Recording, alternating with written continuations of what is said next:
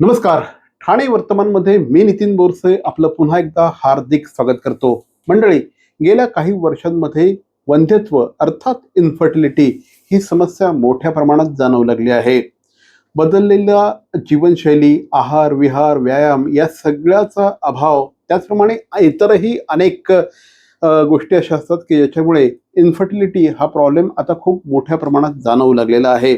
आज इन्फर्टिलिटी नेमका विषय काय आहे, हा विषय किती गंभीर आहे आणि आयुर्वेद याच्यावर कशा पद्धतीने आपल्याला उपचार देऊ शकतो या संदर्भात बातचीत करण्यासाठी आपल्याबरोबर आहेत डॉक्टर भाग्यश्री चौधरी. डॉक्टर भाग्यश्री चौधरी या या क्षेत्रात जवळपास गेल्या 14 वर्षापासून काम करत आहेत. आजपर्यंत इन्फर्टिलिटीच्या 3000 पेक्षा जास्त केसेस त्यांनी बघितलेल्या आहेत, त्यांना ट्रीट केलेलं आहे. या सगळ्यावर बातचीत करण्यासाठी आता आपल्याबरोबर आहेत डॉक्टर भाग्यश्री. डॉक्टर भाग्यश्री, सर्वप्रथम ठाणे वर्तमानमध्ये आपलं स्वागत. काय सांगाल, हा जो संपूर्ण विषय आहे, हा विषय किती गहन आहे, हा विषय नेमका किती, याची व्याप्ती काय आहे? मी याबद्दल सांगू इच्छिते. आता मागच्या 14 वर्षांच्या प्रॅक्टिसमध्ये मागील एक 8 ते 10 वर्षांपासून हा जो इन्फर्टिलिटी हा इश्यू आहे, हा ग्रॅज्युअली वाढत आहे आणि हा वाढतच जाणार आहे. ह्याला मुख्य कारण आहे, आता तरी माझ्या नॉलेजनुसार ह्याचं मुख्य कारण आहे लाईफस्टाईल. कारण आयुर्वेद या शब्दामध्येच याचं कारण लपलेलं आहे. आयुर्वेद म्हणजे आयुः वेदः, म्हणजे आयुष्याचं ज्ञान सांगणारं शास्त्र. त्यामुळे आयुष्याचं ज्ञान या शास्त्रामध्ये सांगितलेलं आहे. पण आजच्या आपल्या धकाधकीच्या जीवनामुळे मेंटल स्ट्रेस आणि जे ट्रॅव्हलिंग आणि त्याचबरोबर आपल्याला करिअर जे काही आपल्याला गाठायचं असतं, या सगळ्या स्ट्रेसमुळे आपण लाईफस्टाईल आपण आपलं चांगल्या प्रकारे मॅनेज करू शकत नाही आणि याचा एकंदर परिणाम हा पुरुष आणि स्त्री ह्यांच्या शरीरावरती होतो आणि मग हळूहळू हे रिप्रोडक्टिव्ह हेल्थ पण आपलं खराब करत जातं. एक्झॅक्टली. आयुर्वेद हे अनेक हजार वर्षापूर्वीचं शास्त्र आहे बरोबर. आणि आयुर्वेदाने याच्यावर म्हणजे इन्फर्टिलिटीवर खूप काही सांगितलेलं आहे. त्याविषयी सांगा जरा. आयुर्वेद शास्त्रामध्ये इन्फर्टिलिटीसाठी 3 महत्वाच्या सिद्धांतांचं वर्णन केलेलं आहे. पहिलं आहे ऋतू, क्षेत्र, अंबुबीज. म्हणजे ऋतू म्हणजे मेन्स्ट्रुअल सायकल रेग्युलर यायला पाहिजे. क्षेत्र म्हणजे गर्भाशय क्षेत्र हे चांगलं सुस्थितीमध्ये पाहिजे, त्याच्यामध्ये कोणता दोष नको आढळायला. बीज म्हणजे स्त्री बीज आणि पुरुष बीज, हा खूप महत्वाचा भाग आहे इथे. स्त्री बीजाचा पण विचार आणि त्याचबरोबर पुरुष बीजाचा पण विचार. कारण आताच्या काळामध्ये इन्फर्टिलिटी केसेसमध्ये जवळपास 40% केसेस ह्या मेल पार्टनरमध्ये असलेल्या स्पर्म क्वालिटीमुळे घडतो. म्हणून इथे दोघांचा विचार केला जातो. स्त्री बीज आणि पुरुष बीज हे उत्तम पाहिजे. आणि लास्ट म्हणजे अंबू. अंबू म्हणजे आहार रस, म्हणजे तेच आपलं डायजेस्टिव्ह ज्यूस, म्हणजे आपण काय खातो पितो ह्याच्याप्रमाणे आपल्या शरीरामध्ये डायजेस्टिव्ह ज्यूस निर्माण होतात आणि ते आपल्या इंटरनल ऑर्गन्सला पोषण देतात. तर हेच जर आपला आहार विहार जर चुकला तर मग ह्या 4th फॅक्टरमध्ये प्रॉब्लेम होतो आणि मग त्याचाच परिणाम रिप्रोडक्टिव्ह ऑर्गन्स मध्ये त्याचं पोषण चांगलं होणार नाही आणि ते आपल्याला रिझल्ट देणार. एक्झॅक्टली. ज्यावेळेस एखादा पेशंट तुमच्याकडे अशा प्रकारची तक्रार घेऊन येतो, इन्फर्टिलिटीची तक्रार घेऊन येतो, मुळात माझा पहिला तुम्हाला प्रश्न असा आहे की पेशंटने कधी डॉक्टरला कन्सल्ट करायला पाहिजे, की एखादा दाम्पत्याने कधी तुमच्याकडे यायला पाहिजे की आम्हाला आता ट्रीटमेंटची गरज आहे? बरोबर आहे. आता जर कोणती पण स्त्री जर 30 वर्षाच्या आतमध्ये असेल आणि जर ते प्रेग्नन्सीसाठी ट्रायल करत असतील तर ते 1 वर्षापर्यंत प्रेग्नन्सीसाठी ट्राय करू शकतात, 12 महिने. जर 12 महिन्यांमध्ये तुम्हाला काही पॉझिटिव्ह रिझल्ट नाही आला तर मग तुम्ही गायनेकोलॉजिस्टला तुम्ही कन्सल्ट करायला पाहिजे. पण जर 30च्या वर किंवा 35च्या वर वय निघून गेलेलं आहे तर मग त्यांनी 6 महिन्याच्या आतच डॉक्टरला कन्सल्ट करायला पाहिजे. कारण स्त्रीचं वय जसं वाढत वाढत जातं तसं एगची क्वांटिटी कमी कमी होत जाते, क्वालिटी खराब होत जाते. एक्झॅक्टली. त्यामुळे जर ती प्रेग्नंट जरी राहिली तरी मिस्ड अबॉर्शनचे चान्सेस होतात. हे सगळे कॉम्प्लिकेशन्स फेस करावे लागतात. एक्झॅक्टली. आता आपण मुख्य विषयाकडे आता येतोय की आयुर्वेद कशा पद्धतीने या सगळ्याकडे म्हणजे इन्फर्टिलिटीच्या विषयाकडे बघतं आणि तुमच्या ट्रीटमेंटची लाईन कशा पद्धतीची असते? माझ्याकडे आता इन्फर्टिलिटी केस आली तर मी आधी त्याचं 3 भागांमध्ये डिवाइड करते. पहिलं म्हणजे हे कधी डॉक्टरकडे गेलेलेच नाही आहेत दुसरं काही डॉक्टर्सकडे जाऊन आलेले आहेत आणि त्यांच्याकडे काही रिपोर्ट्स असतात. आणि तिसरं, ते प्रेग्नंट होत आहेत पण ह्यांना रिपीटेड अबॉर्शन्स फेस करावे लागतात. बरोबर. हे 3 कॅटेगरीमध्ये. चौथी कॅटेगरी पण असते की ज्यांना पहिलं मुलबाळ आहे पण दुसरं मुलबाळ होत नाहीये, ह्याला सेकंडरी इन्फर्टिलिटी म्हणतात.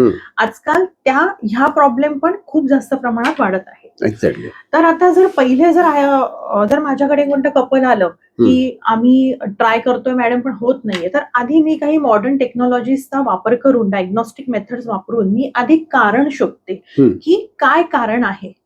काय ट्यूब्स मध्ये प्रॉब्लेम आहे का, ओव्हम मध्ये प्रॉब्लेम आहे का, मेल पार्टनर मध्ये प्रॉब्लेम आहे, आधी त्याचं कारण शोधावं लागतं. आपण डायरेक्ट काही ट्रीटमेंट प्रोटोकॉल मी अप्लाय करू शकत नाही. कारण ज्या प्रकारे कारण सापडणार, जर काही पीसीओडी कारण आहे, एंडोमेट्रियल सिस्ट कारण आहे, किंवा जर आपण HSG नावाची टेस्ट केली त्याच्यामध्ये असं सापडलं की अरे दोन्ही फॉलोपियन ट्यूब्स तर ब्लॉक आहे, किंवा एक ब्लॉक आहे एक ओपन आहे, किंवा गर्भाशयाच्या मध्ये काही पडदा आहे, अशा प्रकारचे काही कारण सापडले, तर मग त्या प्रकारे प्रत्येक केसची लाईन ऑफ ट्रीटमेंट चेंज होते.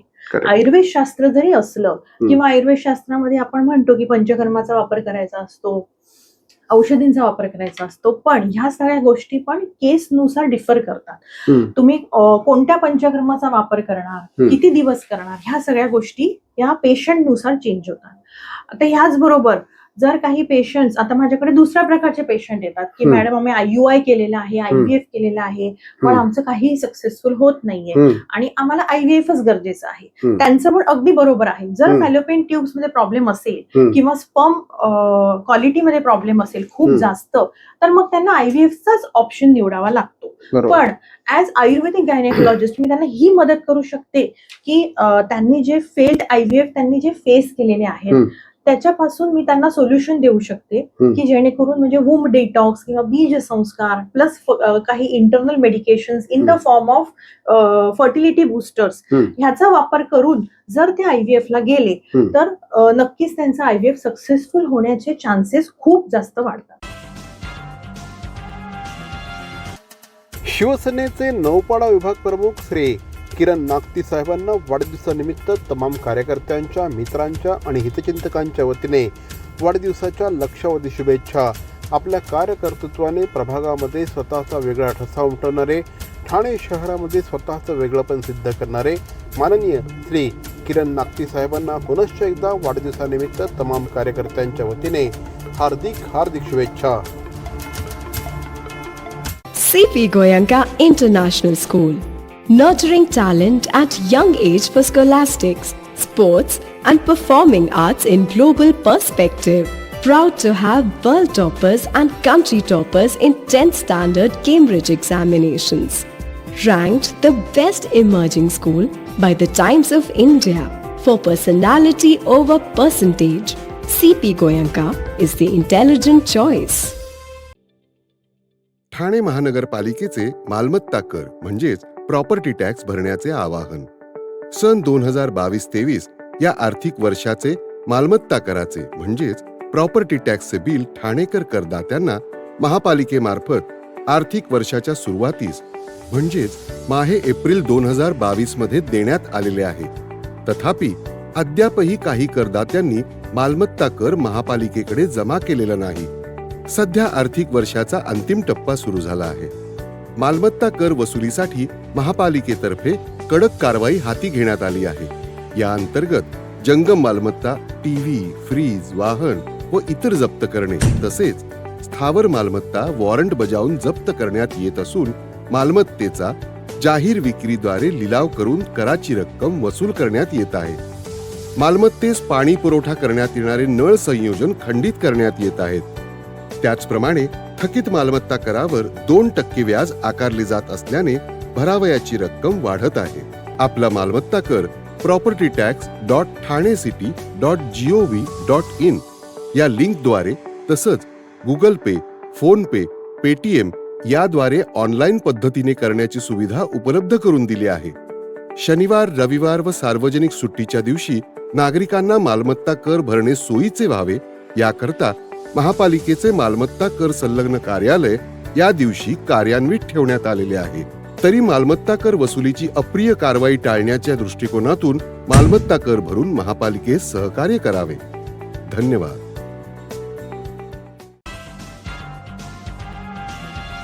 एक्झॅक्टली. मॅडम, अनेक सक्सेस स्टोरीज, जवळपास 3,000 पेक्षा जास्त पेशंट्स तुम्ही गेल्या 14 वर्षांच्या कालावधीमध्ये बघितलेले आहेत. मला सांगा, काही सक्सेस स्टोरीज तुमच्या आहेत का?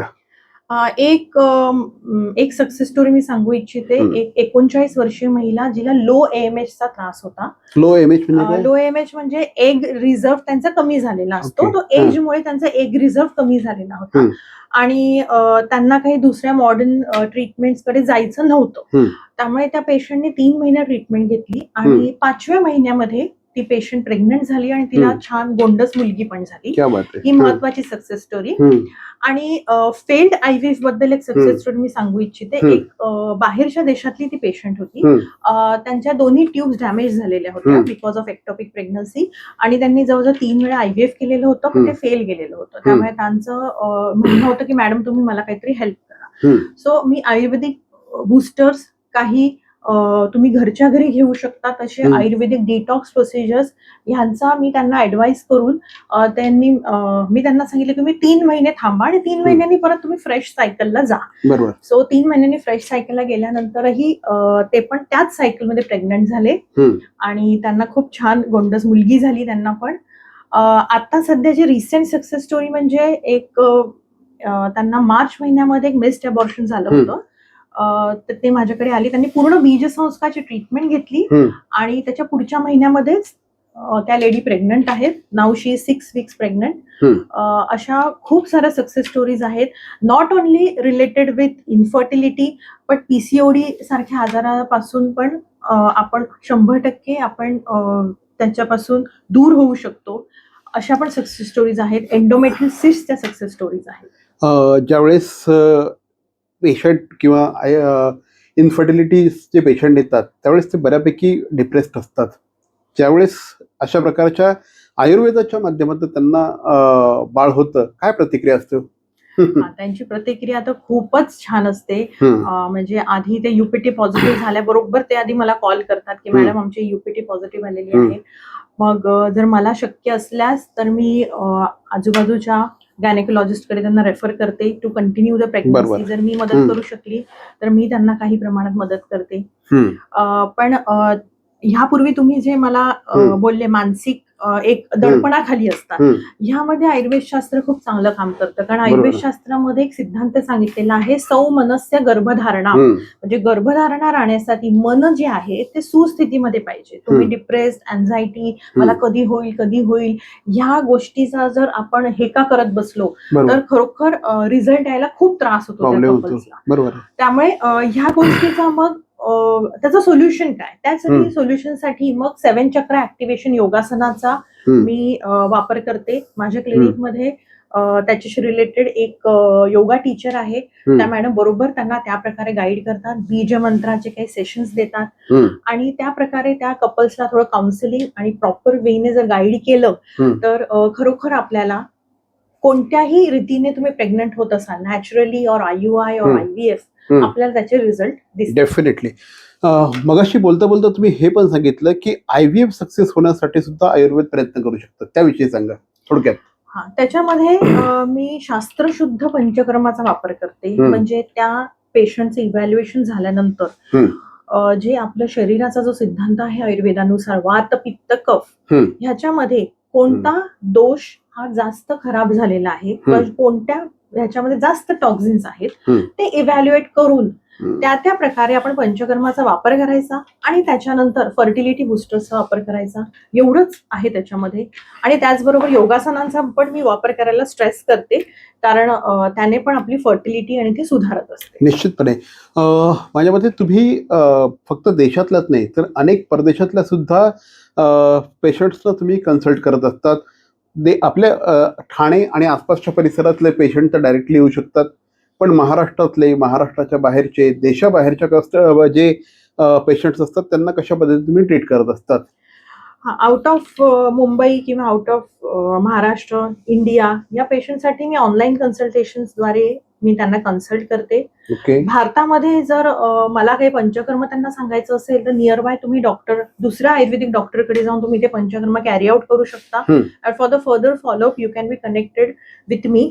On the WhatsApp video call. आणि आउट ऑफ इंडियाच्या पेशंटसाठी काही पेशंट्स मग ट्रीटमेंट चालू करतात आणि मग ते काही लोक मला इथे भेटायला येतात जसा त्यांना वेळ मिळतो तसा. नाही तर फक्त मेडिसिन्सद्वारे पण आपण त्यांना मदत करू शकतो. Very good. जाता जाता काय सांगाल इन्फर्टिलिटीवर आयुर्वेद किती प्रभावी आहे? जाता जाता काय सांगाल? इन्फर्टिलिटीवरती जर आपण आयुर्वेद शास्त्राचा योग्य प्रकारे वापर केला, योग्य प्रकारे म्हणजे योग्य आहार विहार, योग्य प्रकारचा पंचकर्माचा वापर, काही आयुर्वेदिक औषधं आणि त्याचबरोबर योगासनांचा वापर, हे तिघांचा जर आपण मिलाप किंवा ट्रायज प्लॅन, मी त्याला ट्रायज प्लॅन म्हणते, ह्याचा जर योग्य वापर केला पेशंटने minimum for 3 months of period, तर आपल्याला कमीत कमी एक 70 to 80% पॉझिटिव्ह रिझल्ट आपण एक्सपेक्ट करू शकतो. एक्झॅक्टली. आणि परत आता आणखी एक प्रश्न, तुम्ही पर्सेंटेज मध्ये आलात त्यामुळे, की साधारणपणे काय तुमच्याकडे सक्सेस रेशो तुम्हाला दिसलेला आहे आतापर्यंत आयुर्वेदाच्या माध्यमातून इन्फर्टिलिटी ट्रीटमेंट करत असताना?